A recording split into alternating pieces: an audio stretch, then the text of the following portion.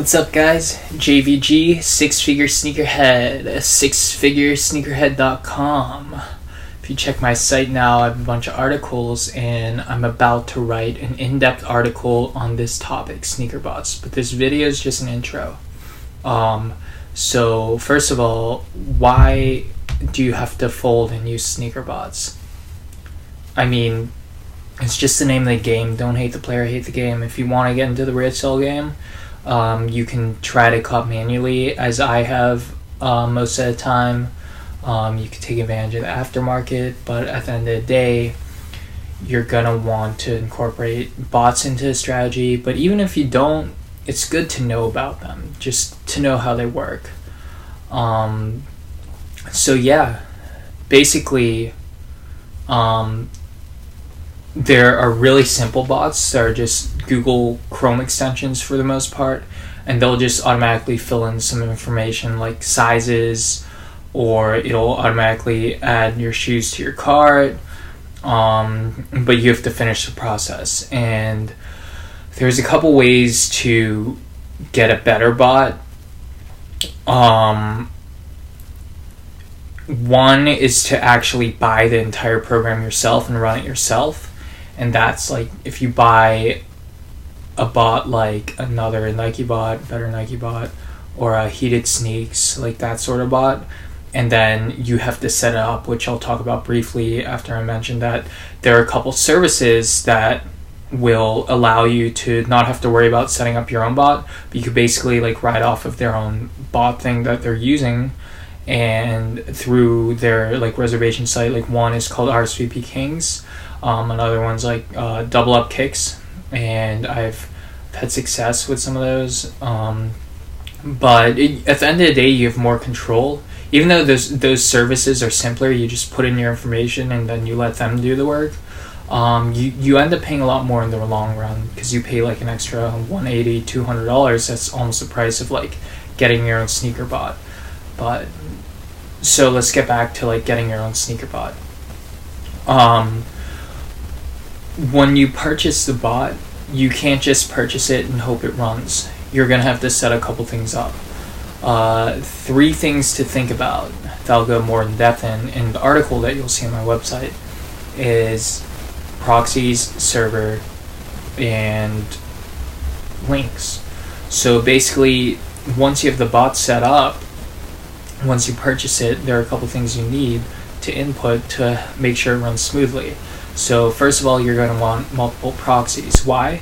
Because your own proxy, which is basically like your unique IP address that'll link you to as the buyer of that website, you don't want to get banned. And when you use a bot, it gives off like non-human behavior, like repeated requests and just weird shit that'll like trigger the site like, hey, this might be a bot, let's ban this person. So getting banned is basically inevitable, and you don't want to get banned for life, your identity tied to a certain website, because you'll never be able to buy from that site again, even if you're just buying shoes for your own pleasure or a shirt or anything. That would suck. So to get around that, you need basically like burner web addresses, IP addresses, which, I mean, you just call them proxies. So there's that. You got to get proxies. There are different sources for those that I'll write about in my article. And then server. Basically, like, your internet connection probably isn't that fast. If you're like me, you just have a laptop, like some MacBook or some shit, and then you're connected to Wi-Fi. You might be, you're probably near a bunch of other Wi-Fi signals. Probably have like, I don't know, you just don't have the fastest internet connection.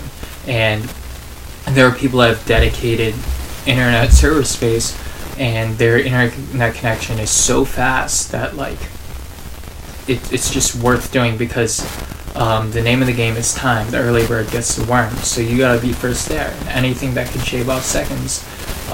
So very importantly is your internet speed and your connection. So you probably don't have a good setup at your own place, so you're gonna want to rent server space. So that's where you look up like renting like virtual server space, etc. And then the last thing is links. You're gonna want links to direct your bot to, and you don't just want any links. you want links that are early links, or if you can get them, backdoor links. So early links are like very specific links that you could put in before the release time, and it's better than just like having a link to the site or some like just straight to the early link will get you straight to that specific shoe model code before the release time. So those are very important to have, and you can get those off sites like justrustkicks.com or Heated Sneaks, or you just ask around on sneaker forums. You might have to pay for them, especially backdoor links. Backdoor links are a little bit trickier because like basically a backdoor link is like a direct link to purchasing that shoe and adding it to your cart before it's even released. So that takes a little bit of guesswork to guess like what the extension for the URL will be for the site.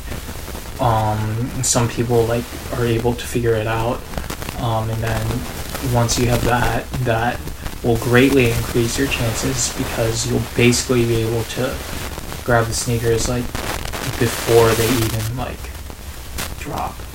I mean, maybe I'm wrong with that, but basically that's what I've heard. Like, so there's backdoor links, early links. Even if you just get the early links, which are much more easily accessible, they'll help your chances. But backdoor links are like the holy grail of links, basically.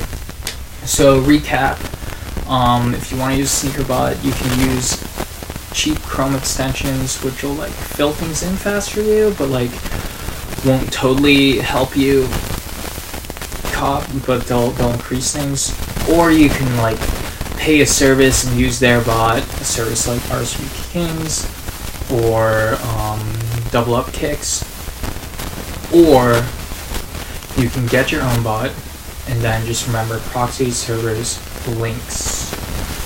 And that's about it. Hopefully that helps. Alright guys, take it easy.